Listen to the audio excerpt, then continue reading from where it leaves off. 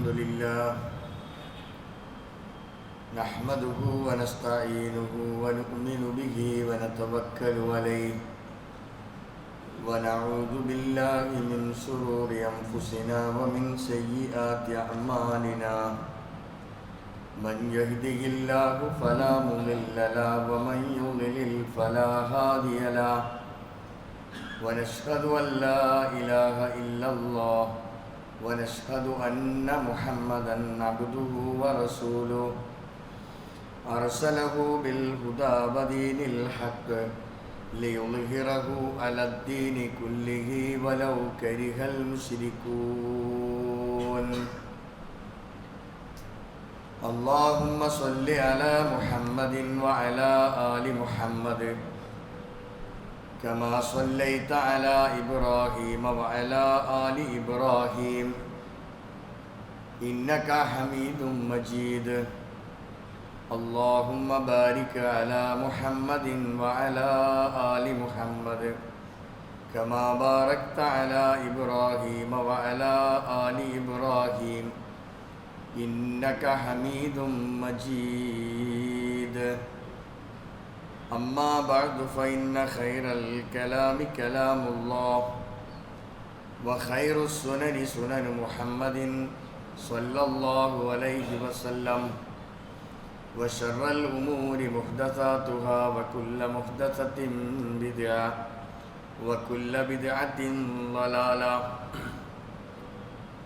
أيها الإخوان والأخوات أوصيكم وإياي أولا بتقوى الله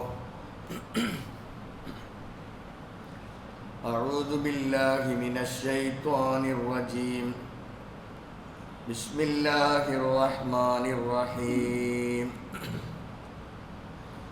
ولا تقف ما ليس لك به علم إن السمع والبصر والفؤاد كل أولئك كان عنه مسؤولا. പ്രിയപ്പെട്ട സത്യവിശ്വാസികളെ, വിശ്വാസിനികളെ, അല്ലാഹുവിൻ്റെ നിയമങ്ങളും അവൻ്റെ വിധിവിലക്കുകളും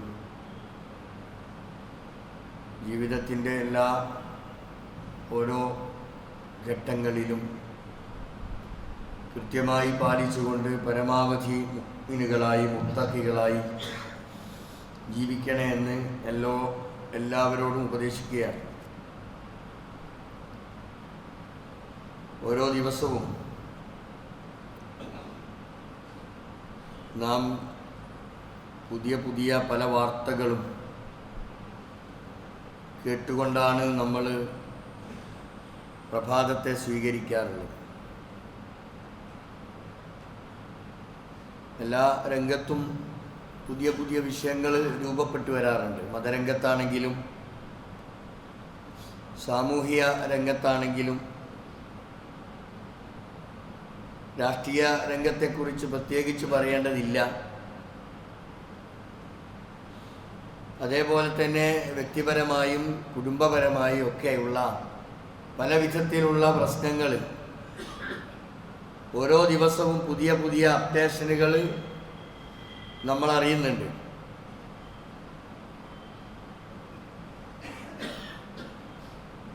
പല കാരണങ്ങൾ കൊണ്ട്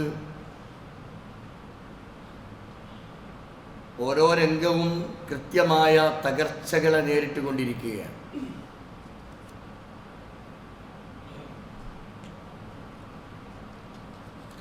എല്ലാ രംഗവും നമ്മൾ ഓരോന്നോരോന്നായി നമ്മൾ ചർച്ച ചെയ്യുകയാണെങ്കിൽ നമുക്കത് കൃത്യമായി മനസ്സിലാവും. തൊട്ടതൊക്കെ വിവാദങ്ങൾ ആയിത്തീരുന്ന അവസ്ഥ, അതേപോലെ തന്നെ വിവാദങ്ങൾ ഇങ്ങനെ കത്തി നിൽക്കുന്ന സാഹചര്യം, ചിലപ്പോൾ ദിവസങ്ങളോളം ആ വിവാദങ്ങൾ ഇങ്ങനെ കത്തിക്കൊണ്ടേ ഇരിക്കുന്ന അവസ്ഥകൾ, ഇതൊക്കെ ഇന്നത്തെ ഒരു പതിവായ സംഗതികളാണ്. ഈ വിഷയങ്ങളിലൊക്കെ സോഷ്യൽ മീഡിയക്ക് ഏറെ പങ്കുണ്ട് എന്നതും ഒരു സത്യമാണ്. അപ്പോൾ സമൂഹത്തിൽ ഇത്തരത്തിലുള്ള അനർത്ഥങ്ങളും വേണ്ടാത്തരങ്ങളുമൊക്കെ വളർന്നു വരുന്നതിനെ ഏറ്റവും ഗൗരവത്തോടു കൂടിയാണ് ഒരു ആദർശം എന്ന നിലയിൽ ഇസ്ലാം അതിനെ നോക്കിക്കാണുന്നത്. നമ്മുടെ നാട്ടിലുണ്ടാകുന്ന ഏതു വിഷയമാകട്ടെ, അത് രാഷ്ട്രീയ രംഗത്താണെങ്കിലും ശരി, സാമൂഹിക രംഗത്താണെങ്കിലും കുടുംബരംഗത്താണെങ്കിലും ഒക്കെ അവസാനം അതിനെ നമ്മൾ വിലയിരുത്തുമ്പോൾ ഇസ്ലാമിക മാനം വെച്ചുകൊണ്ട്, ഇസ്ലാമിക ദൃഷ്ട്യ ആണ് നമ്മൾ അത് വിലയിരുത്തേണ്ടത്. ഒരു വിശ്വാസി എന്ന നിലയിൽ ഏതൊരാളുടെയും ബാധ്യത അതാണ്. ഒരു പ്രശ്നം ഉണ്ടാകുമ്പോൾ ആ പ്രശ്നത്തെ നമ്മൾ സമീപിക്കേണ്ടത് ഇസ്ലാം എന്ത് നയമാണ്, നിലപാടാണ് ആ വിഷയത്തിൽ സ്വീകരിച്ചിട്ടുള്ളത്, ആ നയമാണ് ഞാനും നിങ്ങളും നമ്മൾ ഉൾക്കൊള്ളുന്ന സമൂഹം പ്രത്യേകിച്ച് അത് സ്വീകരിക്കേണ്ടത്. അപ്പോൾ ഈ രാജ്യത്ത് നടന്നുകൊണ്ടിരിക്കുന്ന പ്രശ്നങ്ങൾ അല്ലെങ്കിൽ ഓരോ രംഗത്തുണ്ടാകുന്ന തകർച്ചകൾ, അതിൻ്റെ കാരണങ്ങളിലേക്കൊക്കെ നമ്മൾ പോയാൽ ഏറ്റവും പ്രധാനമായി നമ്മൾക്ക് കാണാൻ സാധിക്കുന്ന ഒരു കാരണം, ഏതു വിഷയമാണെങ്കിലും ശരി അതിൽ അനിയന്ത്രിതമായ ഒരു ഇടപെടൽ പലപ്പോഴും പ്രശ്നങ്ങൾ ഉണ്ടാക്കുന്നു എന്നതാണ്. അത് ഏത് കാര്യമാകട്ടെ, നമ്മളെ സ്വന്തം കുടുംബത്തിലെ വീട്ടിലെ കാര്യമാകട്ടെ, ഇനി എന്തിനേറെ ഭാര്യ ഭർത്താക്കന്മാർ തമ്മിലാകട്ടെ, മക്കളും രക്ഷിതാക്കളും തമ്മിലാകട്ടെ, ഇവിടങ്ങളിലൊക്കെ ഇതിങ്ങനെ കത്തി നിൽക്കാൻ അതിൽ ഏറ്റവും പ്രധാനമായി നിൽക്കുന്ന വിഷയം എന്ന് പറഞ്ഞാൽ ഇടപെടുന്ന രംഗം അതിൻ്റെ തോതനുസരിച്ചാണ്. അവിടെ നമ്മൾ വളരെ ക്രിയാത്മകമായ ഇടപെടലുകൾ നടത്തിയിട്ടില്ലെങ്കിൽ തീർച്ചയായും അവിടെ പ്രശ്നങ്ങൾ ഉണ്ടാകും എന്ന് നമ്മൾ മനസ്സിലാക്കണം. പരിശുദ്ധ ഇസ്ലാം ഓരോ വിഷയത്തെ സംബന്ധിച്ചും വളരെ കൃത്യമായ നിലപാട് അതിലൊക്കെ തന്നെയും നമുക്ക് പറഞ്ഞു തന്നിട്ടുണ്ട്. നബി സല്ലല്ലാഹു അലൈഹി വസല്ലമ നേരത്തെ തന്നെ തൻ്റെ സമൂഹത്തെ ഉണർത്തിയിട്ടുള്ള ഒരു കാര്യമുണ്ട്. അത് ഇമാം അബൂ ഹുറൈറ റളിയല്ലാഹു അൻഹു റിപ്പോർട്ട് ചെയ്യുന്ന ഒരു ഹദീസിലൂടെ നമുക്കത് മനസ്സിലാക്കാം. അൻ അബീ ഹുറൈറ റളിയല്ലാഹു അൻഹു ഖാല റസൂലുള്ളാഹി സ്വല്ലല്ലാഹു അലൈഹി വസല്ലം മിൻ ഹുസ്നി ഇസ്ലാമിൽ മർഇ തർക്കുഹു മാ ലാ യഅനിഹി. ഇതൊരു പൊതു തത്വമാണ്. നബി സല്ലല്ലാഹു അലൈഹി വസല്ലമ വളരെ നേരത്തെ തന്നെ സമൂഹത്തെ പരിവർത്തിച്ച് കൊണ്ടുവരുന്ന ആ ഒരു സന്ദർഭത്തിൽ നബി സല്ലല്ലാഹു അലൈഹി വസല്ലമ ബോധ്യപ്പെടുത്തിയിട്ടുള്ള ഒരു കാര്യമാണിത്. മിൻ ഹുസ്നി ഇസ്ലാമിൽ മർഇ, ഒരു മുസ്ലിമായ മനുഷ്യനെ സംബന്ധിച്ചിടത്തോളം, ഒരു വ്യക്തിയെ സംബന്ധിച്ചിടത്തോളം അവനിൽ നിർബന്ധമായും ഉണ്ടാകേണ്ട കാര്യം എന്താണ്?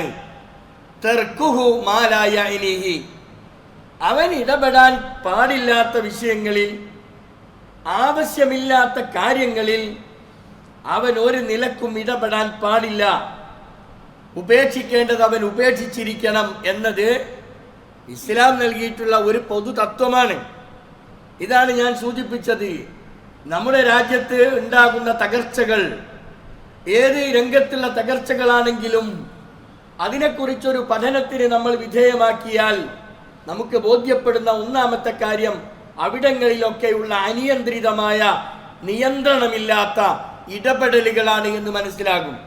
അപ്പം മുഹമ്മദ് റസൂലുള്ളാഹി സ്വല്ലല്ലാഹു അലൈഹി വസല്ലമ നേരത്തെ തന്നെ പഠിപ്പിച്ച കാര്യമാണ്, ആവശ്യമുള്ള കാര്യങ്ങളിൽ ഇടപെടാകൂ, അനാവശ്യമായ ഒരു ഉപകാരവുമില്ലാത്ത വിഷയങ്ങളിൽ ഇടപെടരുത് എന്നത് നബി സല്ലല്ലാഹു അലൈഹി വസല്ലമ പഠിപ്പിച്ചിട്ടുള്ള ഒരു കാര്യം. അങ്ങനെ വരുമ്പോൾ ഏത് നിലക്കുള്ള ബന്ധങ്ങളും തകരാതിരിക്കാനും അതേപോലെ തന്നെ ബന്ധങ്ങളുടെയൊക്കെ പവിത്രത കൂടുതൽ കാത്തു സൂക്ഷിക്കുവാനും ഈ പറഞ്ഞ കാര്യം കൊണ്ട് സാധ്യമാകുമെന്നതാണ് നമ്മൾ മനസ്സിലാക്കേണ്ടത്.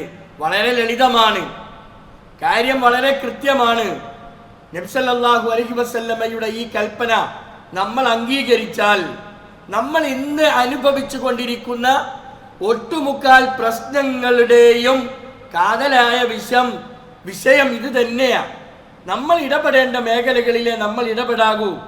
അത് വ്യക്തിതലം തൊട്ട് നമ്മൾ അങ്ങനെ ചെയ്യാൻ പാടുള്ളൂ. പക്ഷേ നമ്മൾ അത് ചെയ്യുന്നില്ല. നമ്മൾക്ക് ഒരസുഖമുണ്ട്, നമുക്ക് ആവശ്യമില്ലാത്ത കാര്യങ്ങളിൽ കൂടുതൽ ഇടപെട്ടാലേ നമുക്കൊരു സമാധാനം കിട്ടൂ എന്ന ഒരു തോന്നൽ. ഇത് നമ്മൾ വ്യക്തികൾ മാത്രമല്ല, ഇന്ന് വാർത്താ മാധ്യമ രംഗത്ത് പ്രവർത്തിക്കുന്ന മീഡിയകളൊക്കെയും ഇങ്ങനെയുള്ള ചില പ്രവർത്തനങ്ങളാണ് നടത്തിക്കൊണ്ടിരിക്കുന്നത്. തമ്മിൽ വിഭാഗീയതകൾ ഉണ്ടാക്കുന്ന, തമ്മിൽ വർഗീയമായ വിഷം ചീറ്റാൻ പര്യാപ്തമാകുന്ന വിധത്തിൽ വ്യത്യസ്ത മതവിശ്വാസികളെ പല പേര് പറഞ്ഞും, അത് വഖഫിന്റെ പേരിലാണെങ്കിലും ശരി, മറ്റ് രാഷ്ട്രീയത്തിന്റെ ഏത് വിഷയത്തിലാണെങ്കിലും ശരി, ഇവിടങ്ങളിലൊക്കെ ഈ വർഗീയപരമായ വിഷയങ്ങൾ ഉണ്ടാക്കുന്നതിൽ നമ്മുടെ മീഡിയകൾക്ക് മുഖ്യ പങ്കുണ്ട്. ഈ പങ്ക് അവർ നിർവഹിക്കുക. എന്തുകൊണ്ടാണ് ഈ പ്രശ്നങ്ങൾ ഉണ്ടാകുന്നത്? ഇടപെടേണ്ട രീതിയിലൂടെ ഇടപെടുന്നതിന് പകരം അതേറെ കത്തിക്കാനുള്ള ശ്രമങ്ങളാണ് നടന്നു വരുന്നത് എന്നതാണ്. അപ്പൊ മുസ്ലിംകളായ നമ്മെ സംബന്ധിച്ചിടത്തോളം, മുഅ്മിനുകളായ നമ്മെ സംബന്ധിച്ചിടത്തോളം മുഹമ്മദ് റസൂലുള്ളാഹി സ്വല്ലല്ലാഹു അലൈഹി വസല്ലമ പഠിപ്പിച്ച ഈ ഒരു തത്വം നമ്മൾ വളരെ കൃത്യമായി പാലിക്കണം. എങ്കിൽ നമ്മൾ ഇടപെടുന്ന മേഖലകളിൽ, അത് വീട്ടിലാകട്ടെ, അത് പള്ളിയിലാകട്ടെ, അത് സമൂഹത്തിലാകട്ടെ, അവിടങ്ങളിലൊക്കെ ഈ പ്രശ്നങ്ങൾ പരിഹരിക്കപ്പെടാൻ കഴിയും. മിൻ ഹുസ്നി ഇസ്ലാമിൽ മർഇ തർക്കുഹു മാ ലാ യഅനിഹി. ഒരു മുസ്ലിമിന്റെ ഐഡന്റിറ്റി എന്ന് പറയുന്നത്, ഒരു മുസ്ലിമിന്റെ ക്വാളിറ്റി എന്ന് പറയുന്നത് അവൻ അനാവശ്യമായ വിഷയത്തിൽ ഇടപെടാതിരിക്കുക എന്നതാണ്. കാര്യത്തിൽ ഇടപെടേണ്ട വിഷയങ്ങൾ തന്നെ ഇവിടെ ധാരാളമുണ്ട്. ആ വിഷയങ്ങളിലൊന്നും ഇടപെടുന്നതിന് പകരം നമ്മൾ ഇന്ന് ചുരുങ്ങി നമ്മൾ ഇവിടെ എത്തി. എങ്ങനെ? സ്വന്തം റൂമിൻ്റെ ഉള്ളിൽ കതകുകൾ അടച്ച് ഇരുന്ന് നമ്മൾ നിയന്ത്രിക്കുകയാ. കാരണം സോഷ്യൽ മീഡിയ നമുക്ക് സപ്പോർട്ട് ചെയ്യുക, നമ്മൾ ലൈക്ക് ചെയ്യുന്നു, നമ്മൾ മറ്റു കാര്യങ്ങൾ ചെയ്യുന്നു. ഇതൊക്കെ നമ്മൾ ഒറ്റയ്ക്ക് റൂമിൽ ഇരുന്നോ അല്ലെങ്കിൽ ഏതെങ്കിലും ഒഴിഞ്ഞു നിൽക്കുന്ന ബസ് സ്റ്റോപ്പിൽ കയറി കുത്തിരുന്നിട്ടോ ഒക്കെ നമ്മൾ ഇത് നിരന്തരമായി ചെയ്തുകൊണ്ടിരിക്കുക. അപ്പൊ നമ്മൾ ചെയ്യേണ്ട കാര്യങ്ങളെ നമ്മൾ ചെയ്യാവൂ. ഇത് നമ്മുടെ വ്യക്തിത്വത്തിന്റെ ഒരടയാളമാണ്. അതാണ് റസൂലുള്ളാഹി സ്വല്ലല്ലാഹു അലൈഹി വസല്ലമ കൃത്യമായി നമ്മെ ബോധ്യപ്പെടുത്തിയിട്ടുള്ളത്. അപ്പോ ബന്ധങ്ങൾ തകർത്ത് കളയുന്ന ഒരുപാട് കാര്യങ്ങൾ നബി സല്ലല്ലാഹു അലൈഹി വസല്ലമ പഠിപ്പിച്ചിട്ടുണ്ട്. അതിൽ ഏറ്റവും പ്രധാനപ്പെട്ട ഒരു കാര്യം, കേൾക്കുന്ന കാര്യങ്ങൾ അതേപടി നമ്മൾ വിശ്വസിച്ചാൽ അത് ഉണ്ടാക്കുന്ന ദൂരവ്യാപകമായ പ്രശ്നങ്ങളെ നമ്മൾ മനസ്സിലാക്കണം. ഒരു കാര്യം നമ്മൾ കേട്ടാൽ അത് പലതും പറയും, പക്ഷേ നിജസ്ഥിതി എന്ത് എന്ന് നമ്മൾ കൃത്യമായി നോക്കാതെ മനസ്സിലാക്കാതെയാണ് നമ്മൾ ആ വിഷയത്തിൽ ഇടപെടുന്നത് എങ്കിൽ പ്രശ്നമുണ്ടാകും, വീട്ടിൽ കലാപമുണ്ടാകും, അയൽപ്പക്കത്ത് കോളിളക്കമുണ്ടാകും, സമൂഹത്തിൽ ദൂരവ്യാപകമായ വർഗീയ കലാപങ്ങൾ ഉൾപ്പെടെയുള്ള വിഷയങ്ങൾ ഉണ്ടാകുമെന്ന് നമ്മൾ അറിയണം. അതിൻ്റെ കാരണം എന്താ? ഒരു വിഷയം കേട്ടാൽ അത് പറയേണ്ടതാണോ, അത് പുറത്തു വിടേണ്ടതാണോ, ഇത് എനിക്ക് മറ്റുള്ളവരോട് ഇത് ബോധ്യപ്പെടുത്താൻ പറ്റുമോ എന്നതിനെക്കുറിച്ച് കൃത്യമായി നമ്മൾ മനസ്സിലാക്കണം. ഇല്ലെങ്കിൽ ബന്ധങ്ങളെ തകർത്ത് കളയും എന്നതാ. അപ്പൊ അതുകൊണ്ട് ബന്ധങ്ങളെ തകർത്ത് കളയുന്ന വിഷയങ്ങളിൽ നിന്ന് വിട്ടുനിൽക്കാൻ പരിശുദ്ധ ഇസ്ലാം നമ്മളോട് ആഹ്വാനം ചെയ്യുകയാ. അതുകൊണ്ടാണ് സത്യവിശ്വാസികളുടെ സ്വഭാവം വിശദീകരിച്ചെടുത്ത് കാണാം.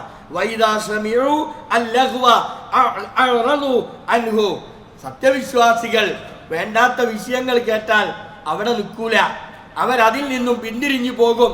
അത് സത്യവിശ്വാസികളുടെ സ്വഭാവമായി പരിശുദ്ധ ഖുർആൻ എണ്ണിപ്പറഞ്ഞതാ.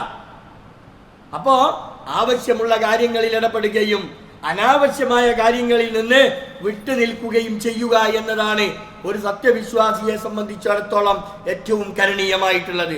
പരിശുദ്ധ ഖുർആൻ വീണ്ടും നമ്മെ ഉണർത്തുകയാണ്. വലാ തഖ്ഫു മാ ലൈസ ലക ബിഹി ഇൽം.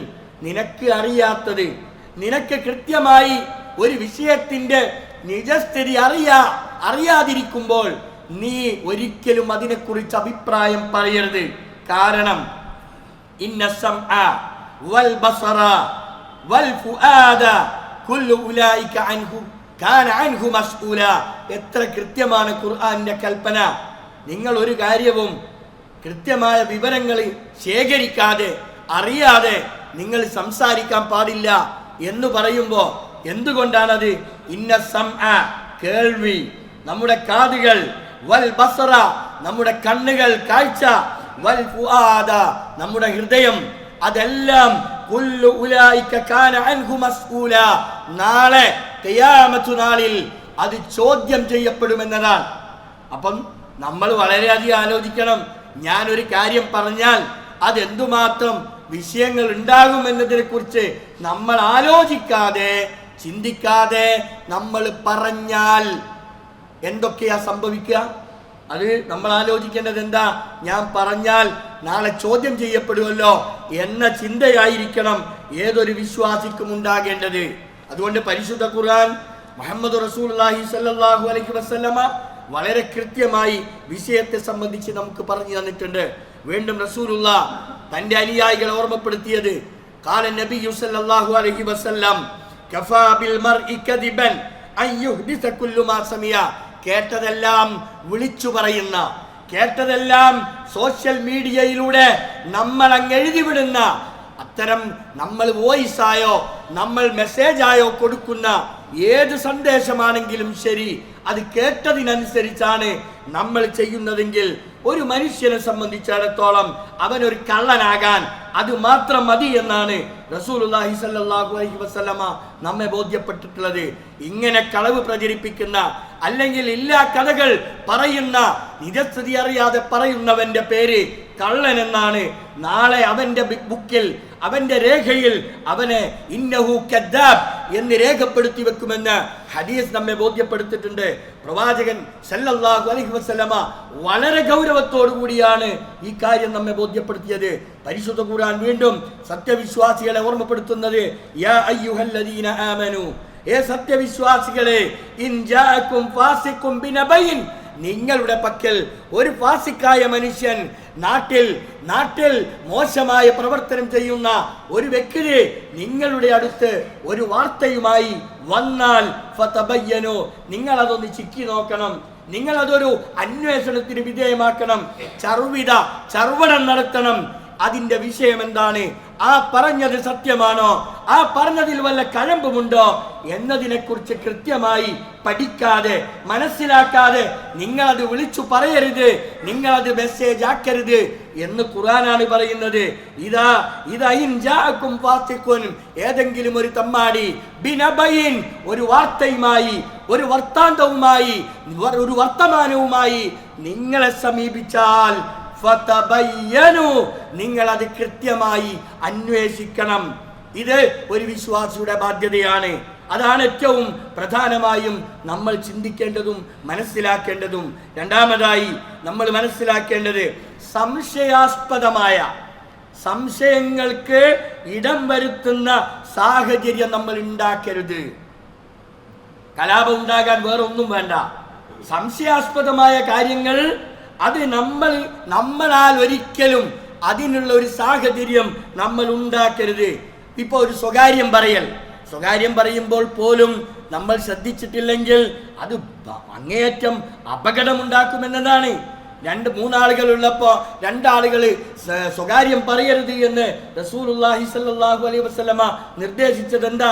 ഇദാ കുൻതും സലാസ, നിങ്ങൾ 3 പേരുണ്ടെങ്കിൽ ഫലാ യതനാജാ ഇസ്നാനി ദൂനൽ ആഖർ, മൂന്നാമത്തവനെ കൂട്ടാതെ 2 പേര് മാത്രം നിങ്ങൾ സ്വകാര്യ സംഭാഷണം നടത്തരുത്. എന്തുകൊണ്ടാണ് അങ്ങനെ പറഞ്ഞത്? അത് വലിയ പ്രശ്നം ഉണ്ടാക്കും. 3 ആൾ ഒരുമിച്ചിരിക്കുമ്പോ 2 ആൾ കൂടി സ്വകാര്യം പറഞ്ഞാൽ ഒരു കലാപത്തിന് പിന്നെ വേറെ എവിടെയെങ്കിലും പോണോ? ഇത് നമ്മൾ സ്വയം ചിന്തിക്കേണ്ട ഒരു വിഷയ. ഇത് വ്യക്തിപരമായ വിഷയത്തിൽ മാത്രമല്ല, സാമൂഹ്യമായ വിഷയത്തിൽ ഇങ്ങനെയാണ്. കൗടുംബികമായ വിഷയങ്ങളിലൊക്കെ എങ്ങനെയാണ്? അതിനേക്കാളപ്പുറം രാഷ്ട്രീയ രംഗത്ത് അതിനേക്കാളപ്പുറം ഉണ്ട്. നേതാക്കന്മാർ 3ഉം 4ഉം 5ഉം നേതാക്കന്മാർ ഒരുമിച്ചിരിക്കുമ്പോൾ അപ്പുറത്ത് നിന്ന് കുസുകുസു പറഞ്ഞാൽ, അപ്പുറത്ത് നിന്ന് അനാവശ്യമായ ഇത്തരം ചില ഗൂഢ സംസാരങ്ങൾ നടത്തുന്നുവെങ്കിൽ അതുണ്ടോ? അതില്ലേ? എന്നെ കുറിച്ചാണോ അവനെ കുറിച്ചാണോ? ഇങ്ങനെയൊക്കെയുള്ള സംശയങ്ങൾ ഉണ്ടായാൽ അത് വലിയ കുഴപ്പമുണ്ടാക്കും. അതുകൊണ്ട് ഇസ്ലാം വളരെ കൃത്യമായ നിലപാട് ഈ വിഷയത്തിലുണ്ട്. നിങ്ങൾ അങ്ങനെ ഗൂഢ സംസാരം നടത്തരുത്, നിങ്ങൾ അങ്ങനെ മന്ത്രിക്കണ്ട, നിങ്ങൾ അങ്ങനെ വേണ്ടാത്തത് പറയണ്ട, അത് കുഴപ്പമുണ്ടാക്കും എന്ന് പരിശുദ്ധ ഖുർആൻ വളരെ കൃത്യമായി മുഹമ്മദ് റസൂലുള്ളാഹി സല്ലല്ലാഹു അലൈഹി വസല്ലമ ബോധ്യപ്പെടുത്തിയിട്ടുണ്ട്. അതേപോലെ നമ്മൾ മനസ്സിലാക്കേണ്ട മറ്റൊരു സംഗതി, സംശയങ്ങളൊക്കെ ഉണ്ടാകാം. ഏതൊരാൾക്കും ഉണ്ടാവും സംശയം. അങ്ങനെയാണോ ഇങ്ങനെയാണോ അത് തന്നെയല്ലേ എന്ന് സംശയം ഉണ്ടായേക്കാം. പക്ഷേ ആ സംശയം നമ്മുടെ മനസ്സിൽ വെച്ച് നമ്മൾ എന്ത് ചെയ്യുക? കാര്യങ്ങളെ നിയന്ത്രിക്കുക. അങ്ങനെയുണ്ട് ചില ആൾക്കാർ, ഞാനൊന്നും അറിയില്ല എന്ന് വിചാരിക്കാം. നേരെ മറിച്ച് അയാൾ അവിടെ ഇരിക്കുന്നു, സ്റ്റാരിങ് അദ്ദേഹത്തിന്റെ കയ്യിലാണ്, അദ്ദേഹമാണ് ഇത് നിയന്ത്രിക്കുന്നത്. ഒരു കമ്മിറ്റിയിൽ, ഒരു കൂട്ടായ്മയിൽ ഇതൊക്കെ നിങ്ങളെടുത്ത് പരിശോധിച്ച് നോക്കൂ. ഒരു 10ഓ 20ഓ ആളടങ്ങുന്ന ഒരു കൂട്ടായ്മയാണെങ്കിൽ ആ കൂട്ടായ്മയിലൊക്കെ ഉണ്ടാകുന്ന പ്രശ്നങ്ങളാണിത്. ഇതൊക്കെ അങ്ങ് ഊതി വലുതാക്കി വീർപ്പിച്ച് അത് കലാപകലുഷിതമായ ഒരവസ്ഥയിലേക്ക്, ഒരന്തരീക്ഷത്തിലേക്ക് ഇതൊക്കെ നീങ്ങി വരും എന്ന് ബോധപൂർവം നമ്മൾ ഇതൊക്കെ മുൻകൂട്ടി കാണേണ്ടതുണ്ട്. അതുകൊണ്ട് സംശയങ്ങൾ മനസ്സിൽ വെച്ച് കാര്യങ്ങളെ നമ്മൾ വിലയിരുത്തരുത്. പച്ച മലയാളത്തിൽ പറഞ്ഞാൽ മഞ്ഞ കണ്ണട വെച്ച് നോക്കരുത്. നമ്മൾ അതിനെ ആ നിലക്ക് നമ്മൾ വിലയിരുത്തരുത്. അതിന്റെ പേരിൽ ചാപ്പകുത്തുന്ന സമ്പ്രദായം നമ്മൾ ഒഴിവാക്കണം. ഒരാളെ കുറിച്ച് നമ്മൾ കാര്യമറിയാതെ, വിഷയത്തിന്റെ മർമ്മമറിയാതെ ചാപ്പകുത്തുന്ന ആളുകളെ നമ്മൾക്ക് കാണാൻ സാധിക്കും. അത് ഇസ്ലാമിന്റെ വഴിയല്ല. ഒരാളെ ഹിദായത്തിലാണെങ്കിൽ അയാൾ ഹിദായത്തിലാണോ അല്ലേ എന്ന് തീരുമാനിക്കേണ്ടത് പടച്ച റബ്ബ. എന്നാൽ ഇന്ന് സമുദായ നേതാക്കൾക്ക് അത്തരം അംഗീകാരങ്ങൾ കൊടുത്തിട്ടുണ്ടോ? ഏതെങ്കിലും വ്യക്തിയെ അവൻ യഥാർത്ഥ മുസ്ലിമാണ് എന്ന് പറയാൻ, അല്ലെങ്കിൽ മുസ്ലിം അല്ല എന്ന് പറയാൻ വ്യക്തികൾക്ക് അനുവാദം കൊടുത്തിട്ടില്ല. സംശയത്തിന്റെ പേരിൽ ചാപ്പകുത്താൻ ഒരധികാരവും ഒരാൾക്കും അള്ളാഹു നൽകിയിട്ടില്ല എന്ന് നമ്മൾ അറിയണം. ഇതുകൊണ്ടുണ്ടാകുന്ന പ്രശ്നം എന്താണെന്നറിയാം നിങ്ങൾക്ക്? നമ്മുടെ ഒരു കൂട്ടായ്മയിൽ നമ്മൾ അങ്ങനെ വല്ല നിലപാടും സ്വീകരിച്ചാൽ നന്നാകണം എന്ന് വിചാരിക്കുന്ന ചില ആളുകൾ ഉണ്ടാകും. നന്നാകണം എന്ന് വിചാരിക്കുന്ന ആളുകൾക്ക് കയറി വരാൻ കഴിയില്ല. അവരുടെ മനസ്സ് അതിവിദൂരത്തേക്ക് അകലുന്നതായി നമ്മൾ കാണുന്നൊരവസ്ഥയുണ്ടാകും. അതുകൊണ്ട് ആളുകളെ വരാതി കൂട്ടാക്കുകയില്ല. ഇത്തരത്തിൽ സംശയങ്ങൾ വെച്ച് കാര്യങ്ങളെ നമ്മൾ വിലയിരുത്തരുത്. അതേപോലെ മുൻവിധി പാടില്ല, ഊഹം വെച്ച് സംസാരിക്കരുത്. ഇതൊക്കെ നമ്മൾ വളരെ നിസ്സാരമാണ് എന്ന് കരുതുന്നുവെങ്കിൽ അല്ലാഹു സുബ്ഹാനഹു വ തആല വമ്പിച്ച പാപമായിട്ടാണ്, വമ്പിച്ച കുറ്റമായിട്ടാണ് ഇതിനെയൊക്കെയും വിശദീകരിച്ചു തന്നിട്ടുള്ളത്. പരിശുദ്ധ ഖുർആൻ പറയുന്നു, യാ അയ്യുഹല്ലദീന ആമനു, സത്യവിശ്വാസികളെ. നമ്മളോടാ പറയുന്നത്, ഈമാനുള്ളവരോടാണ് പറയുന്നത്. മുസ്ലിം ഉമ്മത്തിനെ പൊതുവെ വിളിച്ചുകൊണ്ടല്ല, അല്ലെങ്കിൽ യാ അയ്യുഹന്നാസ്, ജനങ്ങളെ എന്നല്ല പറയുന്നത്, സത്യവിശ്വാസികളോടാണ് പറയുന്നത്. യാ അയ്യുഹല്ലദീന ആമനു, വിശ്വസിച്ചവരെ, ഇജ്തനിബു കസീറൻ മിനൽ ഊഹം നിങ്ങൾ വെടിയണം. നിങ്ങൾ മുൻവിധി വെച്ച് കാര്യങ്ങൾ സംസാരിക്കരുത്. ഇന്ന ബഅ്ലൽ ഇസ്മുൻ, ഊഹത്തിൽ അധികവും അത് കുറ്റകരമാണ്, അത് പാപമാണ്. നിങ്ങൾ ഊഹിച്ചുകൊണ്ട് അങ്ങനെയാകാം, ഇങ്ങനെയാകാം, അങ്ങനെ ആകാതിരിക്കാം എന്നിങ്ങനെയുള്ള വർത്തമാനങ്ങൾ, ഇടപെടലുകൾ ഉണ്ടാകരുത്, നടത്തരുത് എന്നത് പരിശുദ്ധ ഖുർആനിന്റെ നിർദ്ദേശമാണ്. പല വിധത്തിലും ഇതുകൊണ്ട് നമ്മുടെ സംശയങ്ങൾ കൊണ്ട് ഇങ്ങനെ സംശയങ്ങൾ ഉണ്ടാകുമ്പോൾ ഊഹത്തിന്റെ അടിസ്ഥാനത്തിൽ നമ്മൾ സംസാരിക്കുന്നതിന്റെ പേരിൽ നമ്മുടെ വ്യക്തി ജീവിതത്തിലും കുടുംബ ജീവിതത്തിലും ഒക്കെ പ്രശ്നങ്ങളുണ്ട്. ഭാര്യ ഭർത്താക്കന്മാർക്കിടയിൽ പ്രശ്നങ്ങളില്ലേ? ഉണ്ട്. സംശയത്തിന്റെ പേരിൽ ഒരു ഫോൺ കോൾ അല്ലെങ്കിൽ ഒരു മെസ്സേജ്, ഇതൊക്കെ സംശയങ്ങൾ ഉണ്ടാക്കാൻ അല്ലെങ്കിൽ സംശയത്തിനിടം വരുത്തുന്ന അവസ്ഥകളിൽ നിന്ന് നമ്മൾ വഴിമാറണം. ഇത് കൃത്യമായി അതിൻ്റെ നിജസ്ഥിതി അറിയാതിരിക്കുമ്പോൾ പലപ്പോഴും പ്രശ്നങ്ങൾ ഉണ്ടാകും എന്ന് നമ്മൾ അറിയണം. എല്ലാവരും തമ്മിൽ ആരാണെങ്കിലും ശരി, ഇവിടങ്ങളിലൊക്കെ ഇത്തരത്തിലുള്ള മതരംഗത്താണെങ്കിലും ശരി, രാഷ്ട്രീയ രംഗത്താണെങ്കിലും ശരി, ഇവിടങ്ങളിലൊക്കെയും ഇത്തരത്തിലുള്ള പ്രശ്നങ്ങൾ നമ്മൾ കണ്ടുവരുന്നതാണ്. എന്തുകൊണ്ട് ഈ പ്രശ്നങ്ങൾ ഉണ്ടാകുന്നു? നമ്മളുടെ ഇസ്സത്ത് കൃത്യമായി കാത്തു സൂക്ഷിക്കാത്തത് കൊണ്ടാണ്. ഒരു മുസ്ലിം എന്ന നിലയിൽ അവന്റെ ഐഡന്റിറ്റി അവൻ നിലനിർത്തണം. അവന് നിർദ്ദേശിക്കപ്പെട്ടിട്ടുള്ള കാര്യങ്ങളുണ്ട്.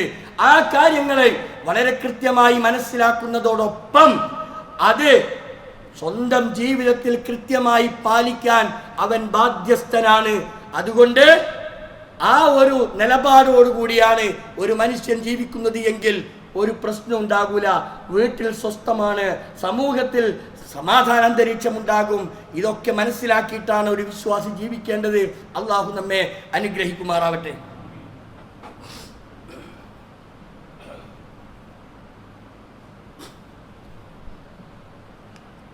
അൽഹംദുലില്ലാഹി റബ്ബിൽ ആലമീൻ വസല്ലല്ലാഹു അലൻ നബിയിൽ കരീം وعلى آله وصحبه أجمعين أيها الإخوان والأخوات أوصيكم وإياي ثانيا بتقوى الله. പ്രിയപ്പെട്ട സഹോദരങ്ങളെ, അല്ലാഹുവിനെ സൂക്ഷിച്ച് അവൻ്റെ കൽപ്പനകൾ അനുസരിച്ച് മുത്തക്കികളായി ജീവിക്കണേ എന്ന് ഒരിക്കൽ കൂടി വസിയത്ത് ചെയ്യുകയാണ്, ഉപദേശിക്കുകയാണ്.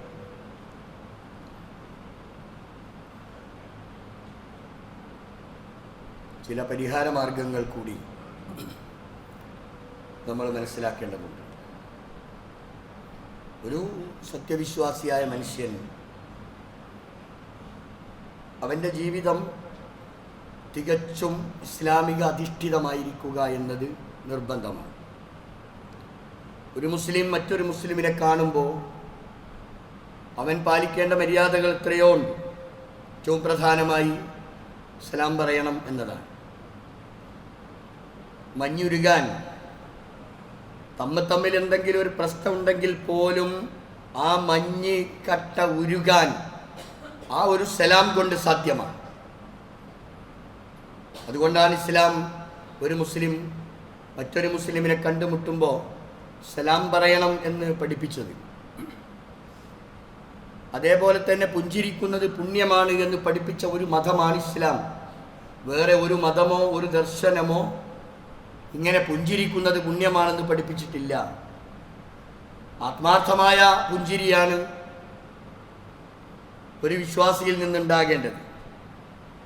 അതേപോലെ തന്നെ മുസാഫഹത്ത്, ഇതൊക്കെ പരസ്പരമുള്ള വിദ്വേഷവും വെറുപ്പും പരസ്പരമുള്ള അകൽച്ചയും ഒക്കെ കുറക്കാൻ ഇസ്ലാം നിർദ്ദേശിക്കുന്ന സംഗതികളാണ്. മുസാഫഹത്ത്, പരസ്പരാലിംഗനം നടത്തൽ,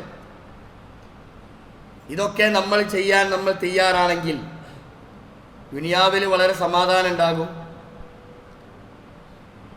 ആഖിറത്തിൽ നമുക്ക് രക്ഷ കിട്ടും. നമുക്ക് ഫ്രണ്ട്സുകളുണ്ട്, ബെസ്റ്റ് ഫ്രണ്ടുകളുണ്ട്. നമ്മുടെ കാര്യങ്ങൾ പരസ്പരം നമ്മൾ ചർച്ച ചെയ്യുന്ന, സംസാരിക്കുന്ന കൂട്ടുകാരുള്ളവരാണ് നമ്മൾ. അങ്ങനെ കൂട്ടുകാരെ സ്വീകരിക്കാതെ ജീവിക്കാനും കഴിയില്ല. ആണിന് ആണായും പെണ്ണിന് പെൺകൂട്ടുകാരായും ഒക്കെ ഉണ്ടാകും എന്നതൊരു സത്യമാണ്. പക്ഷേ നമ്മൾ സ്വീകരിക്കുന്ന നമ്മുടെ കൂട്ടുകാർ, നമ്മുടെ സ്നേഹിതന്മാർ, നമ്മുടെ ഫ്രണ്ട് ഒരിക്കലും ഒരു അപകടകരമായ അവസ്ഥയിലാകാൻ പാടില്ല. ആ ഫ്രണ്ടിലൂടെ ദുനിയാവും ആഖിറവും നഷ്ടപ്പെടുന്ന അവസ്ഥകൾ നമ്മുടെ രാജ്യത്ത് നമ്മൾ കാണുന്നുണ്ട്. നല്ല സ്വഭാവമുള്ളവർ ചീത്ത സ്വഭാവത്തിൻ്റെ ഉടമകളായി മാറുന്നത് നമ്മൾ കാണുകയാണ്. തിരിച്ചുണ്ടാകാറുണ്ടെങ്കിലും ഇവിടെ നമ്മൾ ശ്രദ്ധിക്കേണ്ടത്, നാളെ പരലോകത്ത് നമ്മളെ ഹാജരാക്കപ്പെടുമ്പോൾ അവിടെ വെച്ച് നടത്തുന്ന ഒരു വിലാപത്തെ സംബന്ധിച്ച് പരിശുദ്ധ ഖുർആൻ പറയുന്നുണ്ട്. യാ വൈലത്ത, സ്വയം പറയാണ്, നാളെ അള്ളാഹിന്റെ കോടതിയിൽ വെച്ച് ഞാൻ വിളിച്ചു പറയാ, യാ വൈലത്ത, എൻ്റെ നാശമേ, ലമ്മത്തഖിദു ഫുലാനൻ ഖലീല, ഇന്നാൽ ഇന്നവനെ ഞാൻ എൻ്റെ ഫ്രണ്ടായി സ്വീകരിച്ചിട്ടില്ലായിരുന്നെങ്കിൽ എനിക്ക് രക്ഷ കിട്ടുമായിരുന്നു. ഇന്നാൽ ഇന്നവനെ എൻ്റെ ഫ്രണ്ടായി ഞാൻ സ്വീകരിച്ചത് കൊണ്ടാണ് ഞാൻ ഈ ഒരു അപകടത്തിൽ പെട്ടത്, അല്ലെങ്കിൽ ഞാൻ ഈ നരകത്തിലേക്ക് പോകാൻ കാരണമായത് എന്ന് നാളെ പരലോകത്ത് സ്വയം വിലപിക്കേണ്ടുന്ന ഒരവസ്ഥയെക്കുറിച്ച് നമ്മൾ ആലോചിച്ചു നോക്കൂ. നമ്മൾ ചിലപ്പോൾ നമ്മുടെ കൂട്ടുകാരന് വേണ്ടി നമ്മൾ പലതും ചെയ്യാറുണ്ട്. ഒരു കല്യാണം കഴിച്ചാൽ പോലും കല്യാണം കഴിക്കുന്നതിന് മുമ്പ് എൻ്റെ കൂട്ടുകാരന് അഭിപ്രായം ചോദിച്ച് കൂട്ടുകാരന് കൂടി താല്പര്യമാണോ എന്നാണ് നോക്കുക. അതിൻ്റെ പേരിൽ മൊഴി ചൊല്ലപ്പെട്ട സംഭവങ്ങൾ പോലും, വിവാഹമോചനമുണ്ടായ രംഗങ്ങൾ പോലും ഉണ്ടായിട്ടുണ്ട്. കൂട്ടുകാരെ കൂടിയതിൻ്റെ പേരിൽ, കൂട്ടുകാരുടെ കൂടെ കൂടിയതിൻ്റെ പേരിൽ ഒക്കെ സംഭവിക്കുന്ന ഒരുപാട് അപകടകരമായ അവസ്ഥകൾ ഉണ്ടാകാറുണ്ട്. പക്ഷേ നാളെ പരലോകത്ത് നമ്മൾ സ്വയം വിലപിക്കേണ്ടി വരും. ഞാൻ എൻ്റെ കൂട്ടുകാരനെ, ഈ നിലക്കുള്ള ഒരു കൂട്ടുകാരനെ ഞാൻ സ്വീകരിച്ചത് കൊണ്ടാണ് റബ്ബേ എനിക്ക് ഈ അവസ്ഥയിൽ ഞാൻ എത്തേണ്ടി വന്നത് എന്ന് പറയേണ്ടി വരുന്ന, സ്വന്തം സ്വന്തം കൈവിരലുകൾ നാളെ പരലോകത്ത് വെച്ച് സ്വയം കടിക്കുന്ന അവസ്ഥ. ആ സമയത്താണ് പറയുന്നത്, പടച്ചോനെ എനിക്ക് അബദ്ധം പറ്റിപ്പോയി, എനിക്ക് തെറ്റ് പറ്റിപ്പോയി റബ്ബേ, ഞാൻ ഇവന്റെ കൂടെ കൂടി നടന്നതാണ് ഞാൻ ഇങ്ങനെയായി പോയത് എന്ന്. അതുകൊണ്ട് വളരെയധികം ശ്രദ്ധിച്ചു വേണം, വളരെയധികം ആലോചിച്ചു വേണം നമ്മൾ ഓരോ കാര്യവും ചെയ്യുമ്പോൾ. ഇസ്ലാം വിരുദ്ധ സിദ്ധാന്തം അത് നയമായിട്ടോ അത് മാർഗമായിട്ടോ ആചാരമായിട്ടോ നമ്മൾ സ്വീകരിക്കുന്നുവെങ്കിൽ നമ്മൾക്ക് രക്ഷ കിട്ടൂല. അത് കൂട്ടുകാരിലൂടെയാണെങ്കിലും ശരി, മറ്റേതെങ്കിലും വഴിയിലൂടെയാണെങ്കിലും ശരി, ഇസ്ലാം വെറുക്കുന്ന ഒരാദർശവും ഇസ്ലാം അംഗീകരിക്കാത്ത ഒരു ദർശനവും ഒരു വിശ്വാസിയെ സംബന്ധിച്ചിടത്തോളം അവന്റെ രക്ഷക്കെത്തുകയില്ല എന്നറിഞ്ഞുകൊണ്ടാകണം നമ്മളുടെ ഇടപെടൽ. അതുകൊണ്ട് വളരെ ശ്രദ്ധിച്ച്, കുറഞ്ഞ കാലം മാത്രമാണ് ഈ ദുനിയാവിൽ നമുക്ക് ജീവിക്കാനുള്ള അവസരമുള്ളത്.